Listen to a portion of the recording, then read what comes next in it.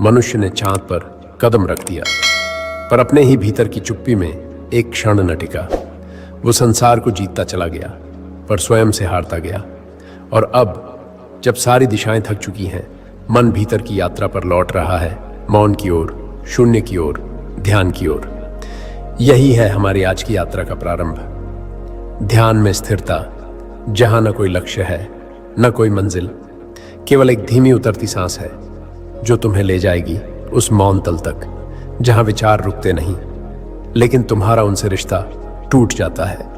आओ, आंखें मूंदो और प्रवेश करो उस प्राचीन सन्नाटे में जिसमें स्वयं ब्रह्मांड भी जन्म लेता है।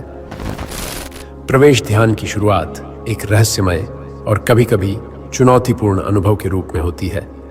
जब तुम पहली बार अपने मन को शांति देने की कोशिश करते हो, तब भीतर एक तेज तूफान उठता है। विचार, भावनाएं, यादें और कल्पनाएं अनियंत्रित तरीके से उभरती हैं, एक के बाद एक, जैसे समुद्र की लहरें जो किनारे पर लगातार टकरा रही हों। यह भीड़ इतनी जोर से और इतनी तीव्रता से आती है कि तुम महसूस करते हो कि शायद ध्यान करना नामुमकिन है। लेकिन यही तो ध्यान की पहली परीक्षा होती है, एक ऐसी परीक्षा जहां तुम सीखते हो कि इन विचारों से लड़ना नहीं, बल्कि उन्हें देखना और स्वीकारना है। ये विचार तुम्हारे दुश्मन नहीं हैं, बल्कि केवल मेहमान हैं जो आएंगे, रहेंगे थोड़े समय के लिए, फिर चले जाएंगे। इस तथ्य को समझना ध्यान का पहला बड़ा सबक है।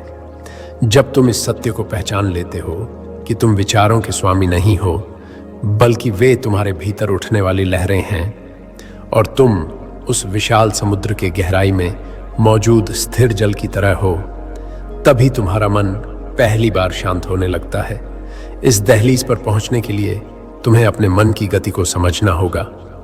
तुम्हें यह देखना होगा कि कैसे विचारों का प्रवाह निरंतर चलता रहता है, पर तुम उनके प्रवाह में बहना नहीं चाहते, बल्कि उन्हें एक दूसरे से अलग पहचानना चाहते हो।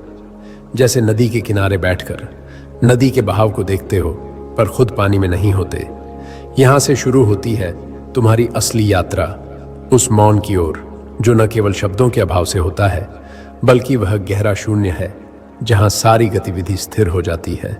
यह वह जगह है जहां मन की सारी आवाजें धीमी पड़ जाती हैं और एक अंतर्मुखी शांति जन्म लेती है। ध्यान का यह पहला अनुभव कभी कभी बहुत सूक्ष्म होता है। तुम महसूस करोगे कि भीतर एक प्रकार की गहराई आ रही है जो एकदम नई है।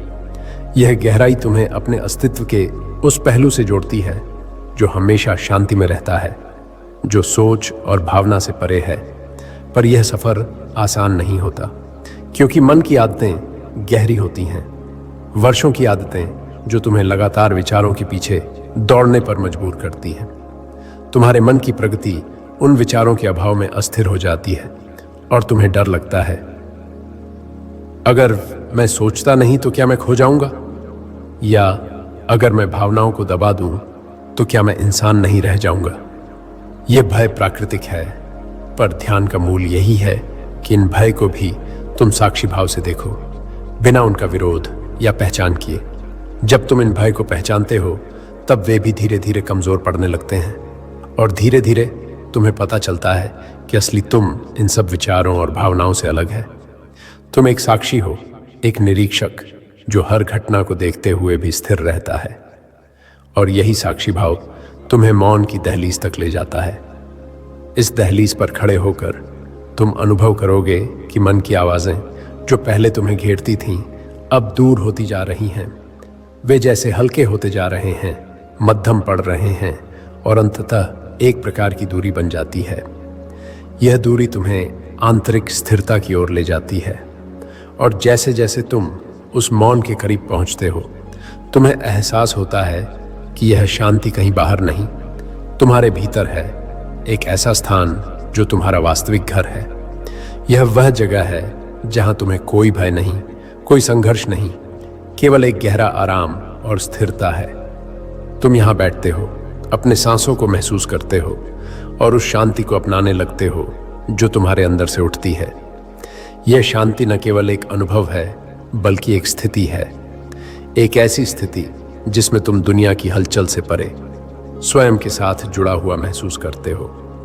यह मौन की दहलीज है, ध्यान की शुरुआत, स्थिरता की पहली झलक।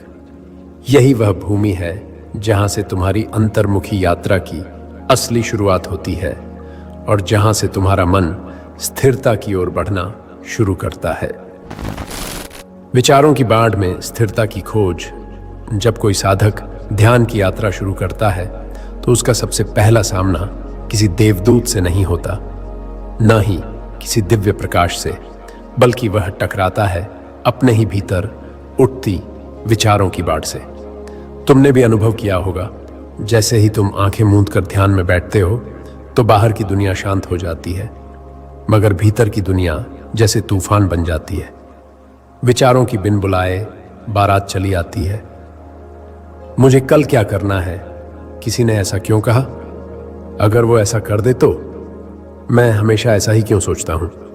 और यह सिलसिला चलता ही रहता है।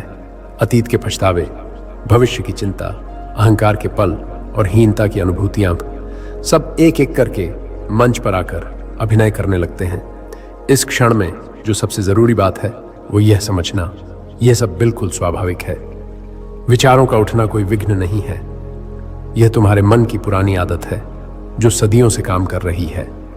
तुम कभी ध्यान में बैठो और कोई विचार ना आए, यह एक असंभव स्थिति है जब तक तुम पूर्ण आत्म साक्षात्कार की अवस्था में नहीं पहुंचते।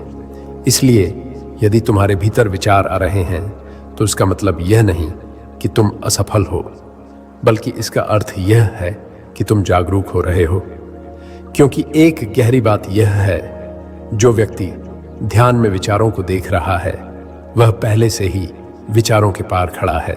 अब प्रश्न यह नहीं है कि विचार आए या ना आए, बल्कि यह है कि क्या तुम उन विचारों में उलझते हो या केवल उन्हें देखते हो। विचारों को देखने की कला। विचारों को देखने का मतलब है उनसे जुड़ना नहीं, बस उनके प्रति सजग होना। मानो तुम्हारा मन एक आकाश हो और विचार उसमें बहते बादल। बादल आएंगे, कभी काले, कभी सफेद, कभी तूफानी, कभी मंद। लेकिन क्या आकाश कभी बदलता है? नहीं। आकाश साक्षी होता है, सब कुछ देखता है, मगर कभी प्रतिक्रिया नहीं करता। ध्यान में बैठते हुए तुम्हें वही आकाश बनना है। विचारों को देखना है, लेकिन उन्हें पकड़ना नहीं। जब कोई विचार आए उसे पहचानो, देखो, फिर उसे जाने दो। उदाहरण के लिए, तुम्हारे भीतर एक विचार आता है, मैं पर्याप्त अच्छा नहीं हूं। तुरंत उस विचार को पकड़ने के बजाय उसे देखो, ओह, यह आत्मसंदेह का विचार है, और फिर एक गहरी सांस लो और उसे जाने दो। साक्षी भाव, ध्यान का मूल मंत्र। भारतीय ध्यान परंपरा में साक्षी भाव को ध्यान का सबसे शुद्ध रूप माना गया है। साक्षी भाव का अर्थ है जो हो रहा है बस उसका साक्षी बन जाना। ना विरोध, ना आकर्षण, ना द्वेष, ना मोह, बस देखना। जैसे तुम एक चलचित्र देख रहे हो पर उसमें कोई भूमिका नहीं निभा रहे। ध्यान में स्थिरता तब आती है जब तुम यह समझ जाते हो कि तुम मन नहीं हो, तुम विचार नहीं हो, तुम भावना नहीं हो, तुम एक साक्षी हो। जब यह समझ धीरे धीरे अनुभव में बदलती है तो भीतर एक ऐसी मौन की नदी बहती है जिसमें विचार अपने आप शांत हो जाते हैं। ध्यान में लौटने का अभ्यास बहुत बार ऐसा होगा कि तुम ध्यान में बैठते हो और 10 से 15 मिनट बाद पता चलता है, अरे मैं तो किसी और ख्याल में खो गया था। इसमें कोई गलती नहीं है, मन की आदत यही है, वह भटकता है। लेकिन ध्यान का अभ्यास यही है कि हर बार जब मन भटके तुम वापस लौट आओ। यही बार बार लौटना ही ध्यान है। जैसे कोई बच्चा चलना सीखता है, वह बार बार गिरता है पर हर बार उठता है। उसी तरह तुम भी ध्यान में बार बार गिरोगे, विचारों में उलझोगे, लेकिन हर बार खुद को पकड़कर वापस मौन में ले आओगे। यह हर बार लौटने की शक्ति ही तुम्हारे भीतर स्थिरता की नींव रखती है। मन को साधने के व्यावहारिक उपाय ध्यान में स्थिरता पाने के लिए कुछ व्यावहारिक साधन भी सहायक होते हैं। 1. सांस पर ध्यान केंद्रित करना। अपनी श्वासों के आने जाने पर ध्यान दो। जैसे ही कोई विचार आए तुरंत वापस सांस पर लौट आओ। 2. मंत्र, जप या ध्वनि पर ध्यान। एक शब्द या मंत्र जैसे AUM, सोहम को दोहराते रहो। यह मन को एकाग्र करने में मदद करता है। 3. शरीर का बोध बनाए रखना। ध्यान में बैठते समय शरीर के संपर्क, तापमान, कंपन आदि का अनुभव करते रहो। यह जागरूकता तुम्हें वर्तमान में स्थिर रखती है। 4. विचारों का नामकरण। जैसे ही विचार आए उन्हें नाम दो। चिंता, योजना, याद, कल्पना, इससे तुम उससे एक दूरी बना पाते हो। विचार शांत होंगे, लेकिन धीरे धीरे ध्यान का उद्देश्य यह नहीं है कि पहले दिन से ही मन एकदम शांत हो जाए। वह तो वर्षों से संग्रहित विचारों, संस्कारों और प्रतिक्रियाओं का भंडार है। उसे शांत होने में समय लगेगा। जैसे कोई उथल पुथल वाला तालाब भी धीरे धीरे शांत होता है। जब उस पर कोई कंकड़ न फेंका जाए, वैसे ही तुम्हारा मन भी शांत होगा जब तुम बार बार प्रतिक्रिया देना बंद करोगे। और एक दिन ऐसा आएगा जब विचार आएंगे, लेकिन तुम उनसे प्रभावित नहीं होगे।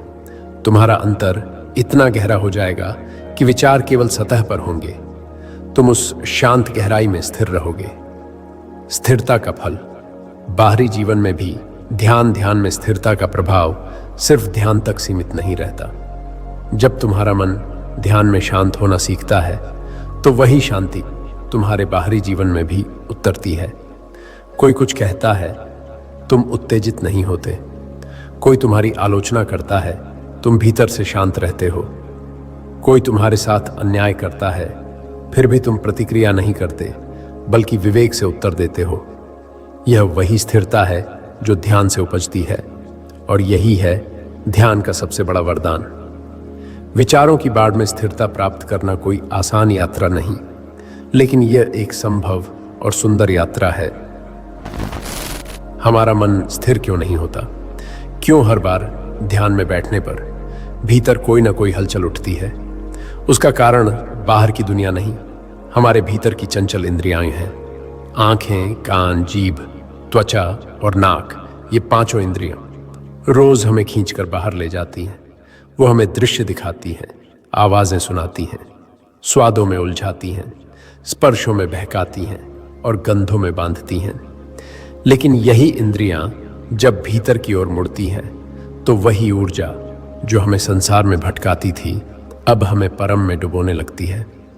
जब साधक आंखें बंद करता है, तो शुरुआत में वह बाहर के अंधकार को देखता है, लेकिन धीरे धीरे उस अंधकार में एक सूक्ष्म ज्योति दिखाई देती है। वो कोई दृश्य नहीं, कोई आकृति नहीं, वो है भीतर की अनुभूति, एक ऐसा आकाश जो केवल मौन में प्रकट होता है। इसी तरह कान जब बाहरी आवाजों से हटते हैं, तो पहले अजीब सा शोर सुनाई देता है, शरीर की धड़कन, सांसों की आवाज और कभी कभी एक अनजाना कंपन। पर अगर साधक ठहर जाए, ध्यानपूर्वक सुने, तो उसे एक नाद सुनाई देता है। एक ऐसा नाद जो किसी ने नहीं बनाया, जो हर क्षण हर जीव में ध्वनित हो रहा है। उसे योगी अनाहत नाद कहते हैं, जो न बजाया गया हो फिर भी बज रहा हो। जीभ जो बोलने और स्वाद लेने की आदत में फंसी रहती है, जब उसे मौन की आदत लगती है, तो वही जीभ मंत्रों में रमने लगती है। एक शब्द ओएम जब भीतर गूंजता है, तो वह जीभ को बाहरी स्वादों से अलग करके एक दिव्य स्वाद का अनुभव देता है। साधक तब केवल सुनता नहीं, वो शब्द को भीतर छकता है, उस रस को जो अमृत है, जो एक बार मिल जाए तो संसार के सारे स्वाद फीके लगते हैं। स्पर्श की अनुभूति जब असंयमित होती है, तो वह वासना बन जाती है। लेकिन जब वही स्पर्श ध्यान में आ जाए, तो शरीर में एक ऊर्जा का प्रवाह शुरू हो जाता है। साधक उस ऊर्जा को महसूस करता है, कभी रीढ़ में उठती हुई, कभी हृदय में धड़कती हुई। वही ऊर्जा जो पहले बंधन थी, अब जागरण बन जाती है।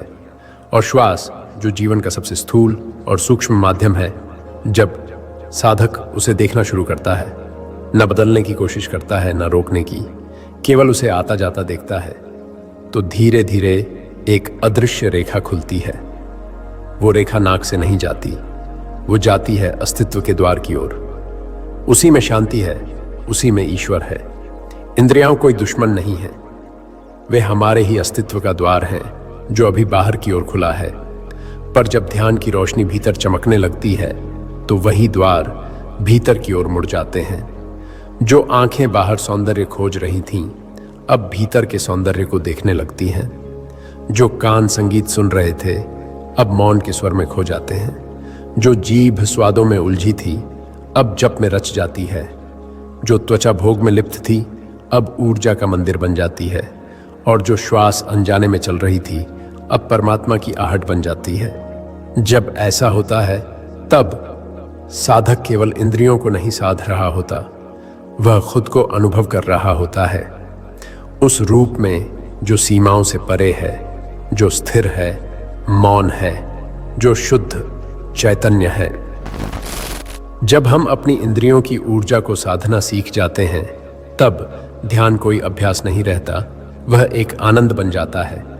वह कोई प्रयास नहीं बल्कि एक सहज झरना बन जाता है जो भीतर बहता है, निश्चल, मौन और दिव्य। लेकिन यह यात्रा यहीं समाप्त नहीं होती। अब अगला पड़ाव है अंतर ध्यान की सूक्ष्म परतों में उतरना, जहां विचारों की रेखाएं भी धीमी पड़ जाती हैं और केवल वास्तविक आत्मा का स्वर सुनाई देता है। वह स्वर क्या है? कैसे भीतर गहराई में उतरकर हम समाधि की दहलीज पर पहुंच सकते हैं? इसका उत्तर मिलेगा अगले भाग में, जहां हम बात करेंगे मन की गतिविधियों को विलीन करने, मौन की गहराइयों में उतरने और परम की झलक को छूने की। एक ऐसी अवस्था जहां केवल होना ही शेष रह जाता है। अगर यह यात्रा आपको छू रही हो तो इसे लाइक जरूर करें, अपना अनुभव कमेंट में साझा करें और हमारे साथ ऐसी ही गहराइयों में डूबते रहने के लिए सब्सक्राइब करें। हम मिलेंगे अगले भाग में, जहां ध्यान केवल अभ्यास नहीं रहेगा, वह बन जाएगा प्रत्यक्ष ईश्वर का अनुभव।